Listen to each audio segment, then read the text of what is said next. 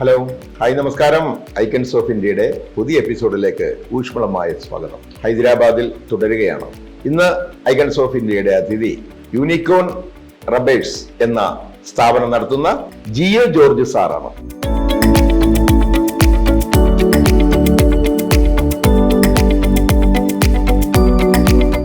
Unicorn റബ്ബേഴ്സിൽ നിന്ന് തന്നെ തുടങ്ങാം. എന്താണ് യൂണിക്കോൺ റബ്ബേഴ്സ്? യൂണിക്കോൺ റബ്ബർ ഒരു റബ്ബർ ഇൻഡസ്ട്രിയാണ്. 2012 സ്റ്റാർട്ട് ചെയ്തു. ഏകദേശം 12 വർഷമായിട്ട് കുഴപ്പമില്ലാണ്ട് പോകുന്നുണ്ട്. എന്തൊക്കെയാണ് നിർമ്മിക്കുന്നത് ഇവിടെ ഈ റബ്ബറിന്റെ? ഇൻഡസ്ട്രിക്ക് സപ്പോർട്ടായിട്ടുള്ള വേറെ വലിയ വലിയ ഇൻഡസ്ട്രീസ് ഉണ്ട്. ഫാർമ ഇൻഡസ്ട്രീസ്, ഇൻഫ്രാസ്ട്രക്ചേഴ്സ്, അങ്ങനെയുള്ള ഇൻഡസ്ട്രീസിന് വേണ്ട ബൈ പ്രോഡക്ട്സ് ഉണ്ട്. അതാണ് ഉണ്ടാക്കുന്നത്. Oil seeds, gaskets, washers. എത്ര സ്റ്റാഫുകളുണ്ട്? ഇപ്പൊ 12 പേര് പാർട്ണർഷിപ്പിൽ തുടങ്ങിയതാണ്. ഞങ്ങളും പിന്നെ ഒരു 3 പേരും വെച്ച് തുടങ്ങിയതാണ്. 10 years വേറെ ഒരു കമ്പനി ചെയ്തിരുന്നു. അവിടുന്ന് പെട്ടെന്ന് ഇറങ്ങിയപ്പം അവിടുന്ന് കിട്ടിയ PF ഇതെല്ലാം വെച്ചിട്ട് ഞങ്ങൾ 3 പേര് ഒരു കമ്പനി ചെയ്തവരാണ്. അവിടുന്ന് ഞങ്ങൾ 3 പേരുടെയും അത് വെച്ച് ആ എമൗണ്ട് വെച്ച് തുടങ്ങി. മറ്റു 2 പേരുടെ കൂടി പേര് പറഞ്ഞോളൂ. ശ്രീനിവാസ്, പിന്നെ ഒരാൾ ജഗൻമോഹൻ റെഡ്ഡി. 2 വർഷം ഞങ്ങൾ പാർട്ണർഷിപ്പിൽ നടത്തി. അത് ഞങ്ങൾ സെപ്പറേറ്റ് ആയി സ്വന്തമായിട്ട്. അവരുടെ ബിസിനസ് ഉണ്ട്, എനിക്ക് എന്റെ ബിസിനസ്. അപ്പൊ ജിയോ ജോർജ് സാറിന്റെ നാട് എവിടെയാണ്? കോട്ടയം. ആരുടെ മോനായിട്ടാണ്? ജോർജ് സീതയിൽ, മേരിക്കുട്ടി ജോർജിന്റെ മകനായിട്ട്. എത്രാമത്തെ മകനായി? ഒരു മോനേ ഉള്ളൂ. 2 പെങ്ങന്മാര്, 3 പേര് മക്കൾ. അതിൽ ഏറ്റവും മൂത്തത് ഞാൻ. 2 അനിയത്തിമാരും ഇവിടെ തന്നെ പഠിച്ചവര്. ഇവിടെ എന്ന് പറഞ്ഞാൽ ഞാൻ ഇവിടെ വന്നു കഴിഞ്ഞാൽ അവര് നഴ്സിംഗിന് ഇവിടെ വന്ന് പഠിച്ചു. ഒരാൾ ഇവിടെ സെറ്റിലായി, ഒരാള് ഇപ്പൊ UK പോയി. 1ാം ക്ലാസ്സിലൊക്കെ എവിടെയായിരുന്നു പഠിച്ചത്?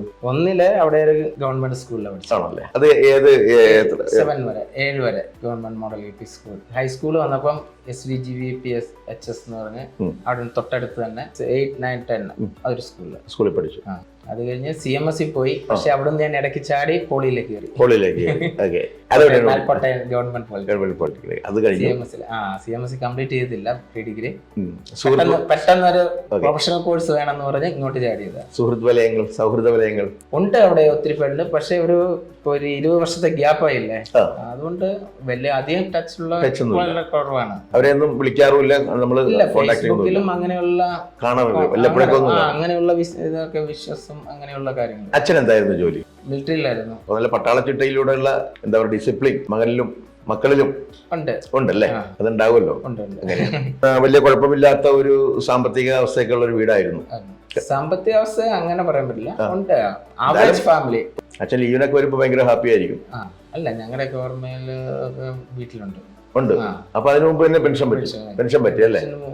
അത് കഴിഞ്ഞ് പിന്നെ ഞങ്ങളുടെയൊക്കെ ഇതില് വേറെ കൃഷിയായിരുന്നു മെയിനും. ഞങ്ങളുടെ കുട്ടനാടാണ് ഞങ്ങളുടെ ഏരിയ ശരിക്കും. അപ്പർ കുട്ടനാട്. അപ്പൊ ഞങ്ങള് മെയിനായിട്ട് എല്ലാരും കൃഷിയെ നെല്ലാണ് ഞങ്ങളുടെ. കുട്ടനാടെന്ന് പറഞ്ഞാൽ നെല്ലറയല്ലേ? കേരളത്തിന്റെ നെല്ലറയാണ് കുട്ടനാട്. കൃഷിയായിട്ട് ബന്ധപ്പെട്ടാണ് ഞങ്ങളുടെ എല്ലാം. മൂത്ത മകൻ എന്ന നിലയിൽ കുടുംബത്തിന്റെ ഉത്തരവാദിത്വം നമ്മൾ ഏറ്റെടുക്കേണ്ടി വന്നു അല്ലേ? പെൻഷൻ ആയി. അതൊരു അത് അപ്പോൾ നമ്മുടെ ജീവിതത്തിൽ പിന്നെ കൂടുതൽ നമ്മൾ പഠിച്ചു. എന്തായാലും കുറെ ടെക്നിക്കൽ ആയിട്ടുള്ള സംഭവങ്ങളും എല്ലാ വിദ്യാഭ്യാസങ്ങൾക്കും നമ്മൾ പഠിച്ചു. അപ്പോഴും ഇനി കുടുംബത്തിന്റെ ആ ഒരു ബാധ്യത, അവിടെ കുറച്ചൊക്കെ പ്രശ്നങ്ങളുണ്ടായിരുന്നു, സാമ്പത്തിക പ്രശ്നങ്ങൾ.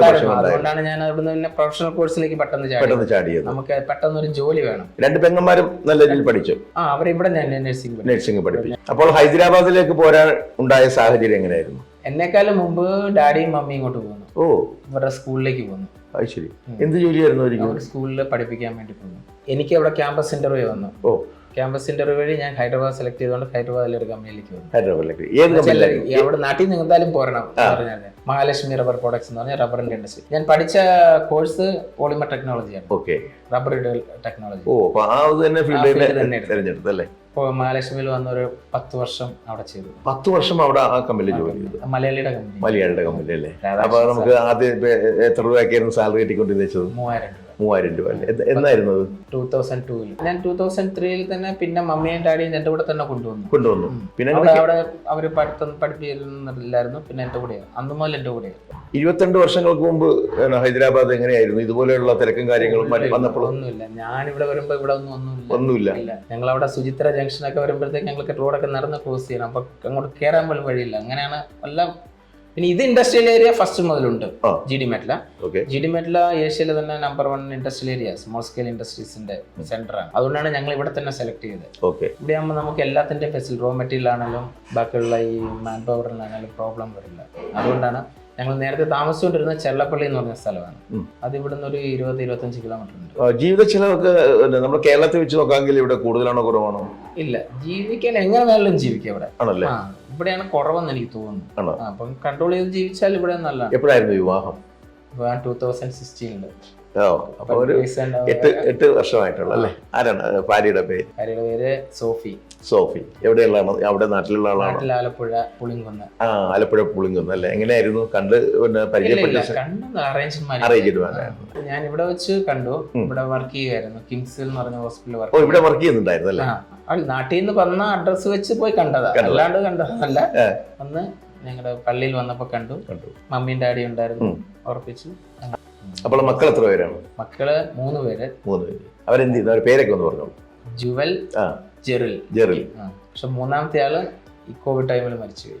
അതിനെ കോവിഡ് ടൈം എനിക്ക് കുറച്ച് വിഷമങ്ങൾ പറഞ്ഞിട്ട് കാര്യമില്ല. നമ്മൾക്ക് ആ കോവിഡ് ഒത്തിരി കുടുംബങ്ങളെ കണ്ണീര് ഇല്ല അഴിച്ചാണ്. പലർക്കും ഇങ്ങനെ ഒരു 3 months വെന്റിലേറ്ററിലൊക്കെ ആയിരുന്നു. ഒത്തിരി അതിന്റെ ഒരു ചെലവും പിന്നെ ഇവിടെ ബിസിനസ്സിലും കുറെയൊക്കെ പ്രശ്നങ്ങൾ വന്നു. വൈഫിന് ജോലി ഉണ്ടല്ലേ ഇവിടെ? ഇപ്പൊ സൗദിയില്ല, ഈ വർഷം സൗദിയിലേക്ക് പോയല്ലേ? സൗദിയിലെ എവിടെ? സൗദിയിൽ റിയാദ്. ഓ ശരി. അപ്പൊ ഇച്ചിരി ചെറിയ വിരഹവേദനയാണല്ലേ? എത്ര വർഷമായി പോയിട്ട്? 1 വർഷം. 1 വർഷമായിട്ടല്ലേ? നാട്ടിലേക്ക് പോവാറുണ്ടോ? നാട്ടില് ഈ ഹോളിഡേസിന് പോയായിരുന്നല്ലേ? ഏത് ഹോളിഡേസിന്? Summer holidays. ഓ കോട്ടയം അടിച്ചു പൊളിച്ച് നമ്മളെ പൊൻകുന്നത്തൊക്കെ പോയി അല്ലേ? പൊൻകുന്നല്ല, ഞങ്ങള് ശരിക്കും പറഞ്ഞ കുമരകം. ഓ അല്ലേ? ബോട്ടിങ്ങും കാര്യങ്ങളൊക്കെ നടക്കുന്ന ഒരു ടൂറിസ്റ്റ്. ഞങ്ങളെ ചങ്ങനാശ്ശേരിയിലാണ് എന്റെ പെങ്ങളുള്ളത്. അവിടെ വീടും അതൊന്നുമില്ല. അപ്പൊ പെങ്ങളുടെ അവിടെ പോയി നിൽക്കും.